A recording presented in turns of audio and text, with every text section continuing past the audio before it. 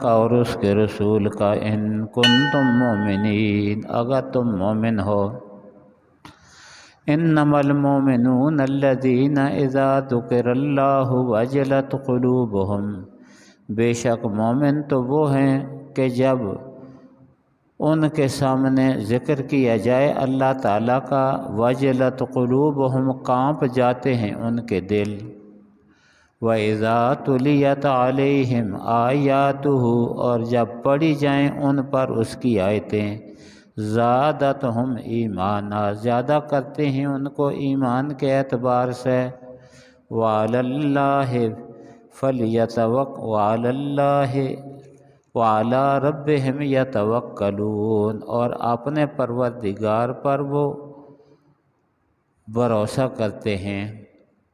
الذین یقیمون الصلاۃ، وہ جو نماز قائم رکھتے ہیں، وَمِمَّا رَزَقْنَاهُمْ يُنْفِقُونَ، اور جو کچھ ہم نے ان کو دیا ہے اس میں سے خرچ کرتے ہیں۔ اولئک ھم المؤمنون حقا، یہ پکے مومن ہیں۔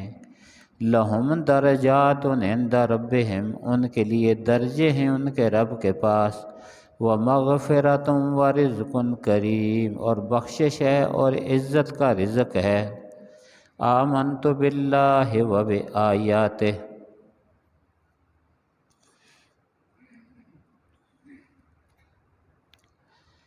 کل بڑی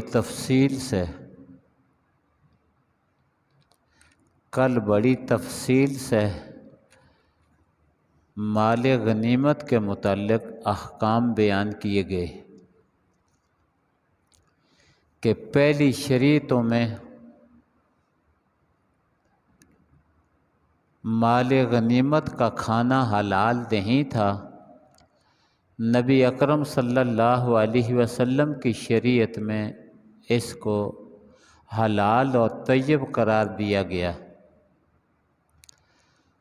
پھر مال غنیمت کی 3 قسمیں بنتی ہیں، ان کا کل آپ کے سامنے ذکر آیا تھا کہ ایک ہے انفال، ایک ہے فے، اور ایک ہے سلب۔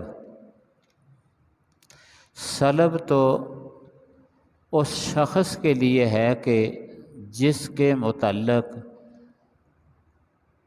لشکر کا امام اعلان کر دے کہ من قتل قتیلا فلہ سلبہ، جو کسی شخص کو قتل کرے گا، خاص شخصوں کا نام لیا ہو، اور ان سے جو کچھ اس کے ہاتھ آئے گا وہ اسی کا ہے۔ حدیث شریف میں اس کے کئی واقعات ملتے ہیں۔ دوسرا ہے انفال۔ انفال اس مال غنیمت کو کہتے ہیں جو کافروں کے ساتھ لڑائی ہو، اور اس لڑائی میں، جہاد میں جو کچھ کافروں سے مسلمانوں کے ہاتھ لگے، وہ ہے انفال۔ اور ایک وہ ہے کہ جب کافروں کے ساتھ لڑائی نہ ہو، کسی نہ کسی صلح کی صورت میں جو مسلمانوں کے ہاتھ لگے، تو اس کو کہتے ہیں فے، جس کی پوری تفصیل سورہ حشر میں آتی ہے۔ مدینہ منورہ کی مال غنیمت، فدق کا مال غنیمت اور خیبر کا مال غنیمت، یہ فے میں داخل تھا، جو نبی اکرم صلی اللہ علیہ وسلم کا اختیار تھا۔ وہ جس کو چاہیں عطا فرمائیں، جس کو چاہیں نہیں، جنگ کے کاموں میں لگائیں، مسلمانوں کے غریبوں مسکینوں کے کاموں میں لگائیں، وہ نبی اکرم صلی اللہ علیہ وسلم کو اختیار تھا۔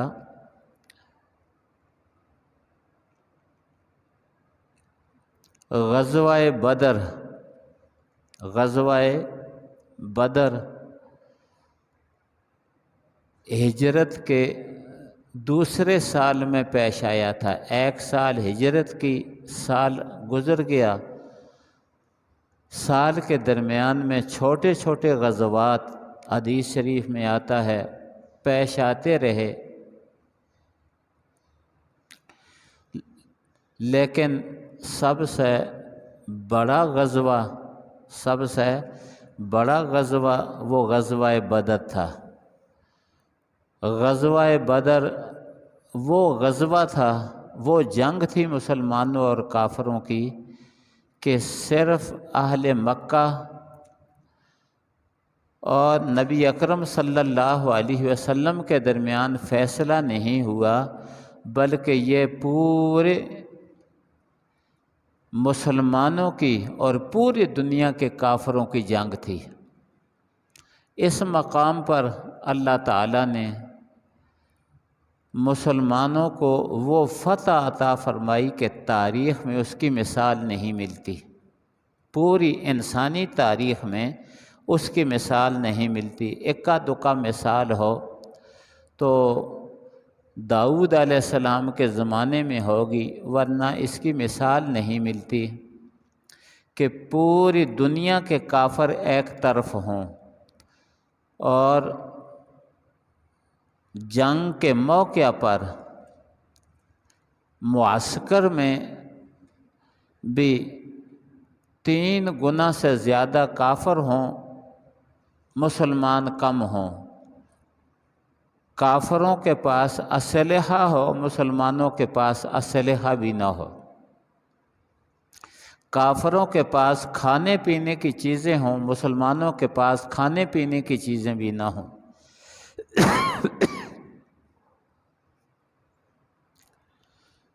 ایسے حالات میں فتح کا ہونا یہ صرف اور صرف اللہ تعالیٰ کی قدرت سے ہو سکتا ہے، اللہ تعالیٰ کی قدرت کے بغیر یہ نہیں ہو سکتا۔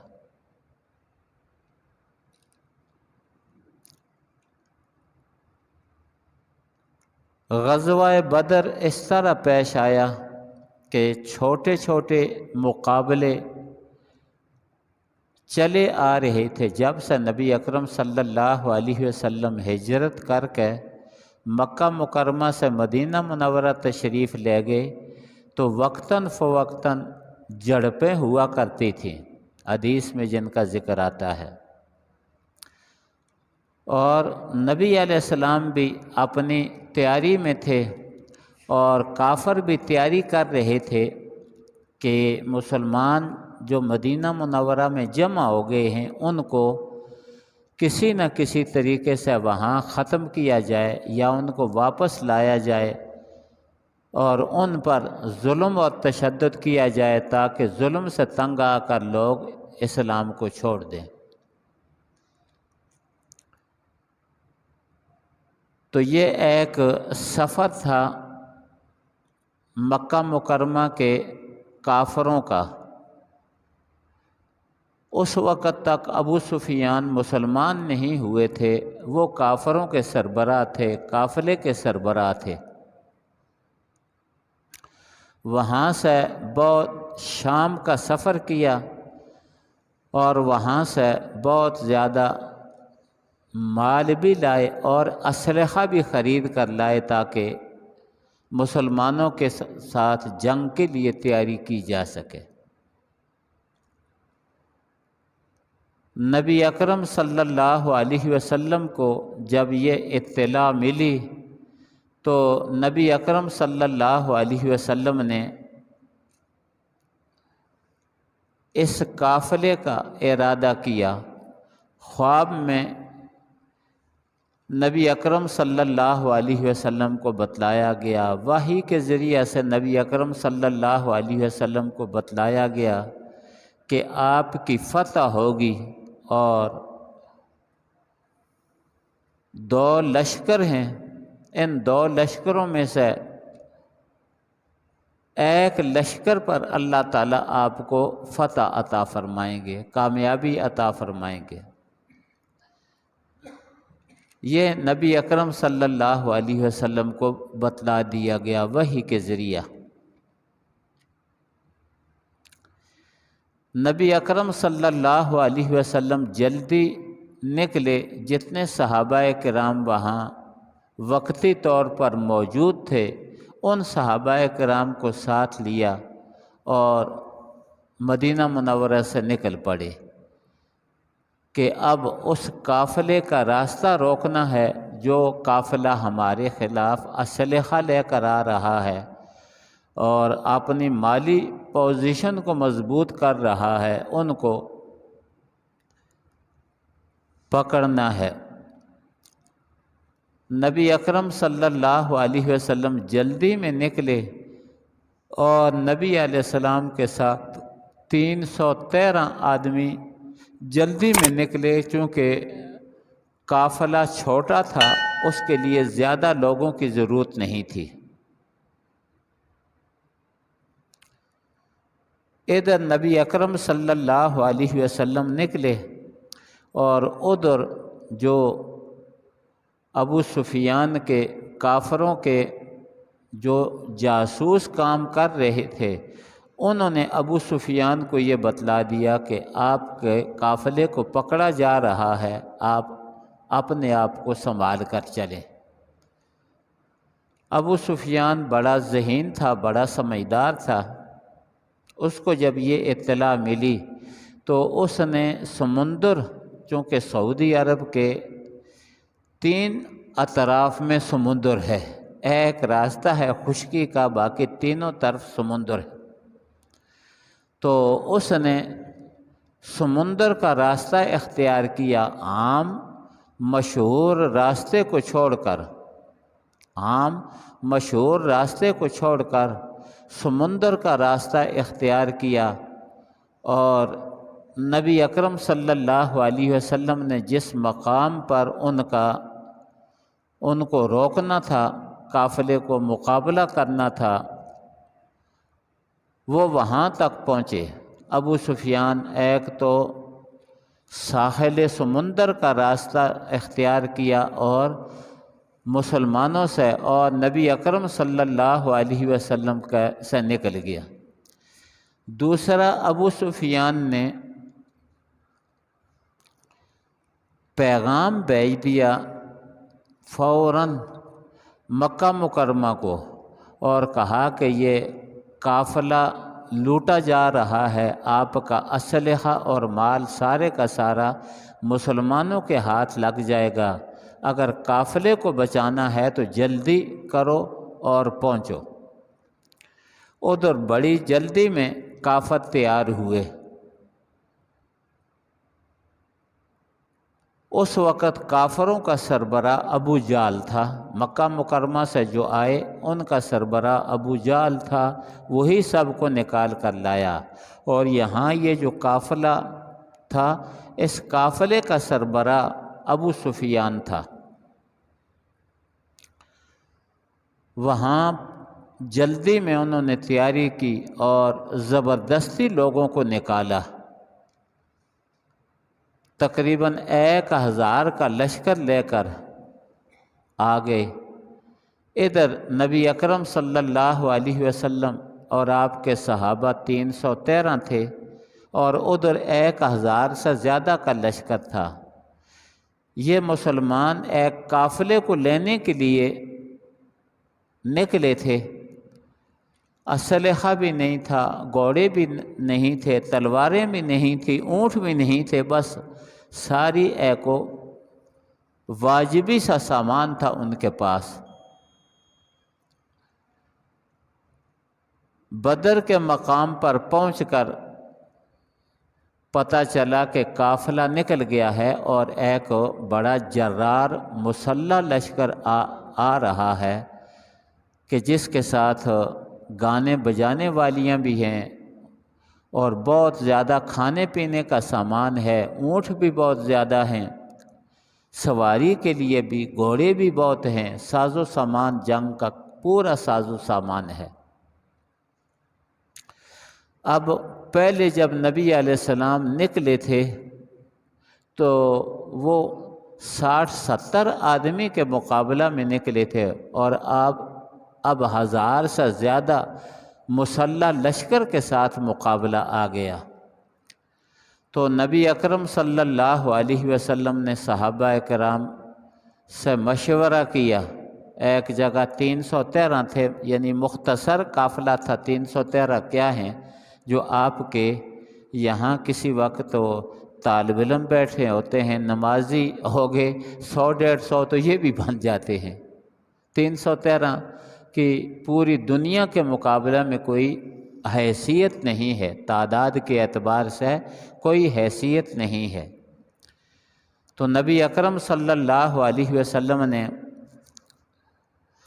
صحابہ کرام کو جمع کر کے فرمایا کہ دیکھو ہم نکلے تھے قافلے کے لیے، اب مقابلہ ہو گیا ہے جرار لشکر سے جو مسلح ہے، تیار ہو کر آیا ہے، اب آپ کی کیا رائے ہے؟ صحابہ کرام نے وہاں جو جواب دیا، پوری دنیا صحابہ کرام کی شجاعت اور اسلام کی خدمت، اس سے پوری دنیا جس نے یہ واقعات لکھے ہیں، کافروں نے لکھے ہیں یا مسلمانوں نے لکھے ہیں، پورے مورخین بہت تعجب کرتے ہیں اس سے۔ صحابہ کرام میں سے ایک اٹھے، کھڑے ہوئے، صحابہ کی طرف سے خطبہ دیا،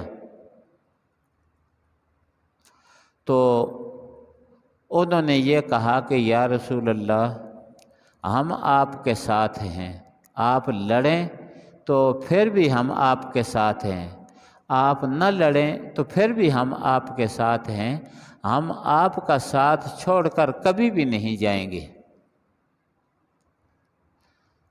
اور تاریخ کا ایک حوالہ دیا جس کا ذکر قرآن شریف میں بھی ہے، تاریخ کے اس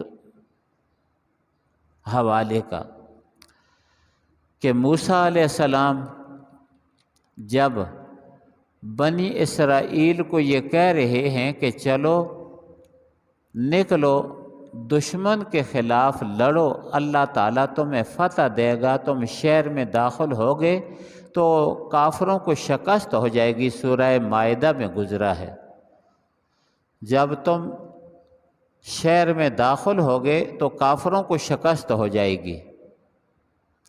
تو بنی اسرائیل موسیٰ علیہ السلام کو کہنے لگے کہ ہم نہیں لڑ سکتے، وہ بڑے زبردست لوگ ہیں، اذهب انت وربك فقاتلا انا هاہنا قاعدون، کہ تو اور تیرا رب جا کر لڑو۔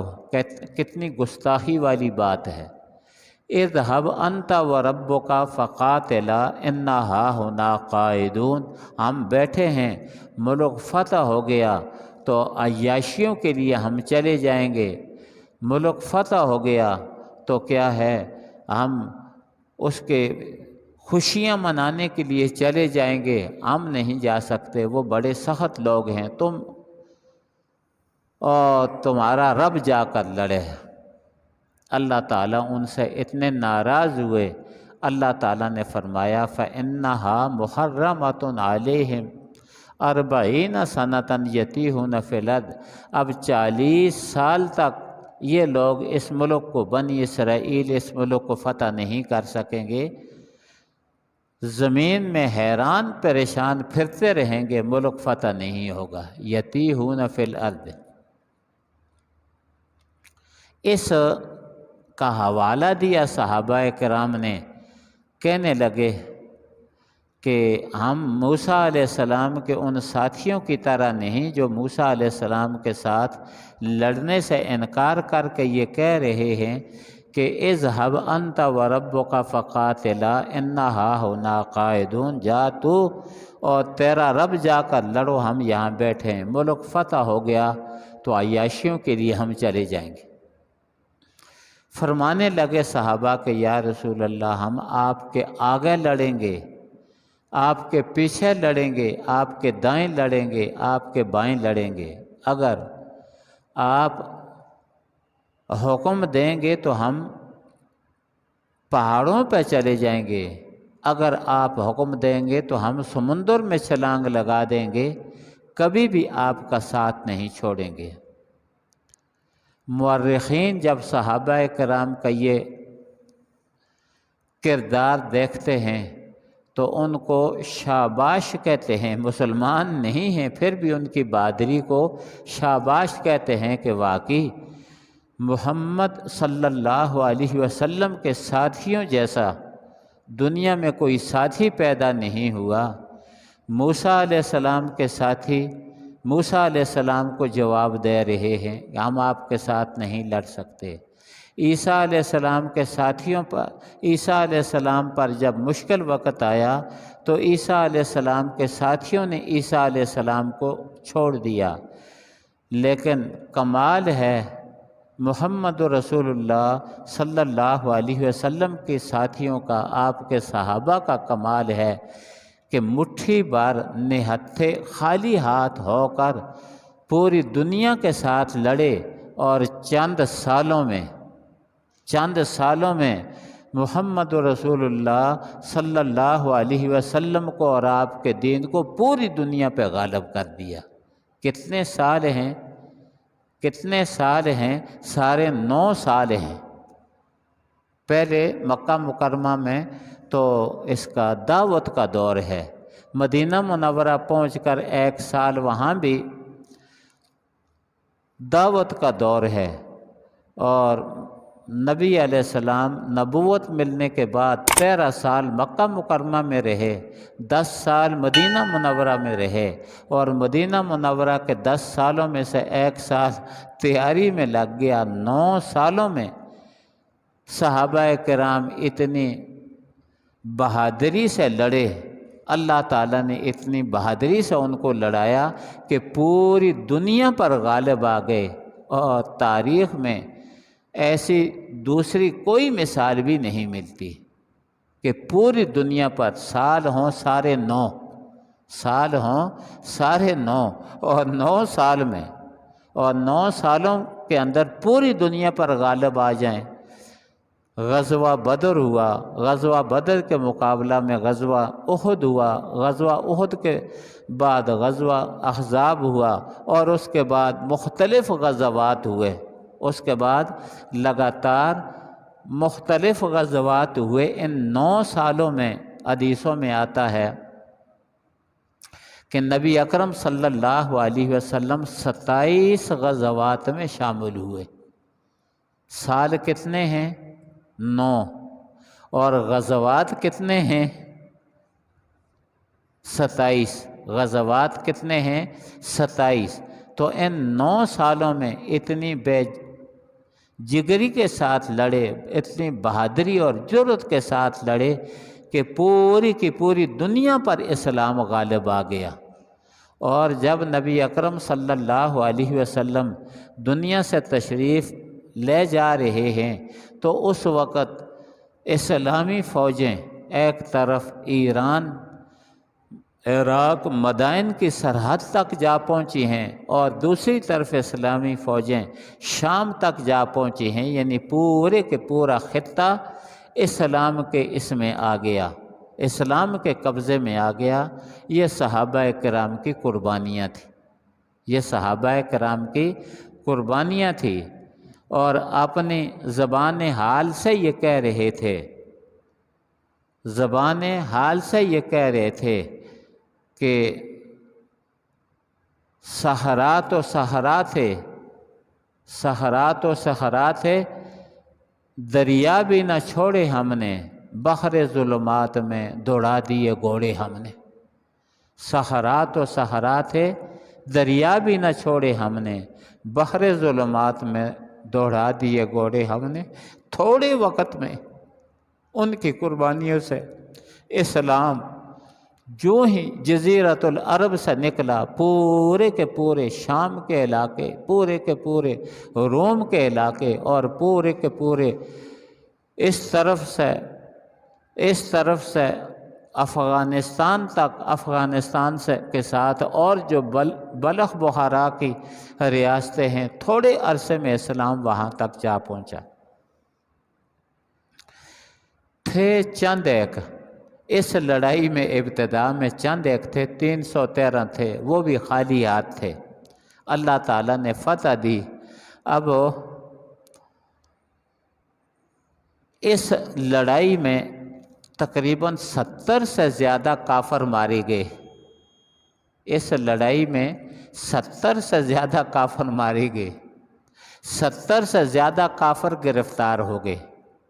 مسلمانوں کے پاس زنجیر بھی نہیں تھے، باندھنے کے لیے کپڑے لیتے ایک دوسرے سے، اس کپڑے کے ساتھ کافروں کے ہاتھ باندھتے، کپڑا لیتے ایک دوسرے سے، ان کپڑوں کے ساتھ کافروں کے ہاتھ باندھتے، اور اسی طرح 3 دن تک وہاں ٹھہرے رہے۔ جو کافر 70 کا کافر مردار ہو چکے تھے ان کو ایک کنویں کے اندر ڈالا، گڑھا تھا، اس گڑھے کے اندر گھسیٹ کر ان کو ڈالا، اور وہاں ان پر کھڑے ہو کر، اس گڑھے کے اوپر کھڑے ہو کر نبی علیہ السلام نے یہ ارشاد فرمایا، ان کو یہ کہا کہ کیا جو کچھ میں تمہیں کہا کرتا تھا کیا تم نے وہ سچا نہیں پایا؟ میں نے کہا تھا کہ اسلام کا مقابلہ نہ کرو، میرا مقابلہ نہ کرو، اس لیے تم مارے جاؤ گے، ذلیل اور خوار ہوگے۔ حل وجدتم ما وعدکم ربکم حقا، کیا تم نے جو رب کا وعدہ تھا کہ ذلیل ہو جاؤ گے، خوار ہو جاؤ گے، اگر نہ مانا کیا سچا پا لیا؟ نبی علیہ السلام نے فرمایا کہ میرے رب نے جو مجھ سے نصرت کا وعدہ کیا تھا میں نے سچا پا لیا۔ حضرت عمر پاس کھڑے ہیں، کہہ رہے ہیں کہ یا رسول اللہ یہ تو مردہ لاشیں ہیں، اور وہ لاشیں بھی بگڑ چکی ہیں، گرمی کا موسم اور 3 دن لاشیں پڑی ہیں، زخمی 3 دن پڑے ہیں، ایک دن میں لاش کی کیا حالت ہو جاتی ہے، فوت ہو جائے، زخمی نہ بھی ہو تو کیا حالت ہو جاتی ہے، زخمی، اور 3 دن میں ان کی حالت بگڑ چکی تھی۔ تو حضرت عمر کہنے لگے کہ یا رسول اللہ یہ تو مردہ ہیں، ان مردہ لاشوں سے آپ باتیں کرتے ہیں۔ نبی علیہ السلام نے فرمایا کہ اس وقت یہ تم سے زیادہ سن رہے ہیں، جو کچھ میں ان کو کہہ رہا ہوں، یعنی ان کی روحوں کا اللہ تعالیٰ نے ان کے جسموں کے ساتھ رابطہ کر لیا ہے، جو کچھ میں کہہ رہا ہوں یہ جہاں جہاں ہیں میری بات کو سن رہے ہیں، تاکہ ان کے اوپر اور حسرت ہو، افسوس ہو، ندامت ہو، ان کو اور ذلیل کرنے کے لیے اللہ تعالیٰ نے نبی علیہ السلام سے یہ کہلوایا۔ کافر چلے گئے، مسلمان بھی قیدیوں کو، 70 قیدیوں کو رسیاں بھی نہیں کپڑوں میں باندھ کر لا رہے ہیں مدینہ منورہ۔ تو اب جو ان کافروں سے مال غنیمت ملا تھا، اب اس سے پہلے تو مال غنیمت حلال نہیں تھا، 3 دن سے یہی میں کہہ رہا ہوں، تو اب ان مسلمانوں کے لیے حلال کیا گیا، تو اب یہ معلوم نہیں تھا کہ اس کو کس طرح تقسیم کرنا ہے۔ جوان کہتے کہ ہماری مرضی کے مطابق تقسیم ہو، بوڑھے کہتے کہ ہماری مرضی کے مطابق تقسیم ہو، تو اللہ تعالیٰ نے فرمایا کہ نہ جوانوں کی مرضی کے مطابق تقسیم ہو، نہ بوڑھوں کی مرضی کے مطابق تقسیم ہو، رب کی مرضی کے مطابق تقسیم ہو۔ تو ان آیتوں میں یہ بتلایا گیا، یسألونک عن الانفال، پیارے حبیب سوال کرتے ہیں آپ سے مال غنیمت کے بارے میں، قل الانفال للہ والرسول، کہہ دیجئے کہ مال غنیمت اللہ کا ہے اور رسول کا ہے۔ فاتقوا اللہ واصلحوا ذات بینکم، اللہ تعالیٰ سے ڈرو، کہیں ایسے نہ ہو جائے کہ مال آ گیا تو تمہارے جھگڑے شروع ہو جائیں، کہیں ایسے نہ ہو جائے کہ مال آ گیا اور تمہارے جھگڑے شروع ہو جائیں۔ فاتقوا اللہ، پس ڈرو اللہ تعالیٰ سے، واصلحوا ذات بینکم، اور آپس میں صلح کرو، واطیعوا اللہ ورسولہ، جو کچھ اللہ فرمائے اس کو مانو، والرسول، اور جو کچھ ورسولہ، اور جو کچھ اللہ کا رسول فرمائے اس کو مانو۔ ان کنتم مومنین، اگر تم مومن ہو تو ایمان کی وجہ سے اللہ تعالیٰ نے تم کو فتح عطا فرمائی ہے، اگر مومن ہو تو اللہ اور اللہ کے رسول کا کہا مانو۔ انما المؤمنون الذین اذا ذکر اللہ وجلت قلوبہم، فرمایا مومن تو وہ ہیں کہ جب ان کے سامنے اللہ کا ذکر آ جائے، معبود برحق کا ذکر آ جائے، وجلت قلوبہم تو ان کے دل کانپ جاتے ہیں، وجود ان کے کانپ جاتے ہیں، ایک رب کا نام سن کر ان پر حال طاری ہو جاتا ہے۔ وَإِذَا تُلِيَتْ عَلَيْهِمْ آيَاتُهُ زَادَتْهُمْ ایمانا، اور جب ان پر اس اللہ کی آیتیں پڑھی جائیں تو وہ آیتیں ان کو ایمان کے اعتبار سے بڑھاتے ہیں، ان کا ایمان بڑھ جاتا ہے۔ یہ ہے مومنوں کی شان۔ وَعَلَىٰ رَبِّهِمْ يَتَوَكَّلُونَ، اور مومن تو وہ ہیں کہ جو اپنے رب پر توکل اور بھروسہ کرتے ہیں۔ اور آگے مومنوں کی اور صفات بیان ہوئی۔ یہ صفات اس لیے بیان ہوئی ہیں تاکہ میں اور آپ یہ کوشش کریں کہ یہ مومنوں والی صفات ہیں، یہ ہمارے اندر آنی چاہیے، ہمیں ان صفات کو اپنانا چاہیے۔ الذین یقیمون الصلاۃ، فرمایا مومن وہ ہیں جو نماز قائم رکھتے ہیں۔ اب ہفتے میں ایک نماز پڑھ لی، یا دن میں ایک نماز پڑھ لی، یا عید کی نماز پڑھ لی، اور سارے کا سارا دن غفلت میں گزرا، سارا ہفتہ غفلت میں گزرا، آرام سے ٹانگ پہ ٹانگ رکھ کر سوئے ہوئے ہیں، اور سونے کے بھی جو طریقے ہیں بدبختوں کے وہ بھی مختلف طریقے ہوتے ہیں۔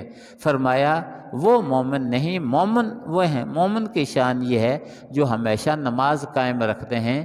یعنی نماز کو قائم کرنے کا مطلب یہ ہے کہ مسجد میں صحیح وضو کر کے مسجد میں جا کر اپنے وقت میں نماز ادا کرتے ہیں۔ نماز کا قائم کرنا کیا ہے کہ صحیح نماز کے وقت میں مسجد میں جا کر جہاں اذان ہوتی ہو وہاں نماز پڑھتے ہیں، جماعت کے ساتھ پڑھتے ہیں، یہ ہے نماز کا قائم کرنا۔ اور جس طرح ہمارے مسلمان ساتھی ہیں کہ ہفتہ ہفتہ مسجد میں نظر نہیں آتے، پوچھو کبھی چنانچہ یوں ہو گیا، فلاں ہو گیا، فلاں ہو گیا، ایک دن کا عذر اللہ تعالیٰ قبول کر لیں گے، دوسرے دن کا عذر اللہ تعالیٰ قبول کر لیں گے۔ جو ساری زندگی ہی اس طرح گزر جائے، نہ ایک مسجد میں نماز پڑھی، نہ دوسری مسجد کے ساتھ اپنے آپ کو جوڑا، نہ اس مسجد میں نماز پڑھی، کہ اگر کسی ایک مسجد والے نے پوچھا تو ہم یوں کہہ دیں گے کہ دوسری مسجد میں پڑھ لی ہے، اور دوسری مسجد والوں نے اگر پوچھا تو کہہ دیں گے کہ ہم دوسری مسجد میں نماز پڑھ لیتے ہیں۔ وہ کہتے رہتے ہیں کہ خوئے بادرہ بانہ بسیار، کسی کی بری عادت ہو تو ہزاروں بہانے بنا سکتا ہے، بہرحال مومن نہیں ہو سکتا، بہانے تو بنا سکتا ہے لیکن مومن نہیں ہو سکتا۔ مومن وہی ہوگا الذین یقیمون الصلاۃ، جو نماز کو قائم رکھتے ہیں۔ جہاں تک میری آواز پہنچتی ہے دیکھ لو کہ ہم نماز کو قائم کرتے ہیں یا نہیں۔ فرمایا مال غنیمت حاصل کرنے کے لیے کوشش نہیں کرتے، بلکہ مومنوں کی شان تو یہ ہے وَمِمَّا رَزَقْنَاهُمْ يُنْفِقُونَ، جو کچھ ہم نے ان کو دیا اس میں سے خرچ کرتے ہیں، یہ نہیں کہ اور مال حاصل کرنے کے لیے کوشش کریں۔ مومنوں کو یہ شان ہے، جن کی جب یہ شان ہوگی کہ آیتیں پڑھی جائیں، ایمان زیادہ ہو جائے، اپنے رب پر توکل اور بھروسہ کریں، نماز قائم کریں اور اللہ کے راستے میں مال خرچ کریں۔ اللہ نے فرمایا اولئک ھم المؤمنون حقا، یہ پکے ایمان والے ہیں، سچے ایمان والے وہ ہیں جن کے اندر یہ صفتیں ہیں۔ ورنہ اپنے آپ کو چاہے میاں مٹھو کہتے پھرے آدمی مومن نہیں بنتا۔ مومن بنے گا جب یہ صفات اپنے اندر پیدا کرے گا۔ ملے گا کیا ایمان سے؟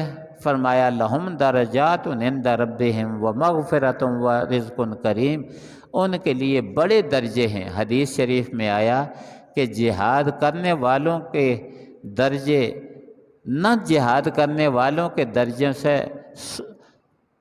کئی درجے ہیں، 100 درجے ہیں، اور ایک ایک درجہ اتنا بڑا ہے جتنا زمین سے لے کر آسمان تک۔ جنت میں یہ کچھ ملے گا جہاد کرنے والوں کو۔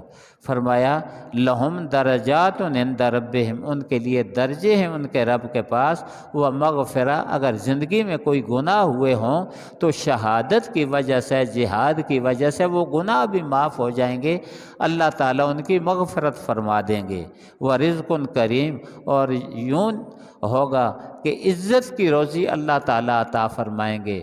صحابہ کرام نے جب وہ جہاد کیا، سارا کچھ اسلام پر قربان کر دیا، پھر اللہ تعالیٰ نے ان کو اتنی عزت کی روزی عطا فرمائی کہ سونے سے لدے ہوئے اونٹ مدینہ منورہ کو آ رہے تھے، گھوڑے لدے ہوئے آ رہے تھے، اور کوئی شخص زکوٰۃ لینے والا نہیں تھا۔ بڑے اعزاز اور اکرام سے ان کو اللہ تعالیٰ نے، امتحانات آتے ہیں، امتحانات کے بعد جب انسان پختہ رہے، امتحان میں پاس ہو جائے تو اللہ تعالیٰ کی طرف سے انعامات ملتے ہیں، عزت والی روزی ملتی ہے۔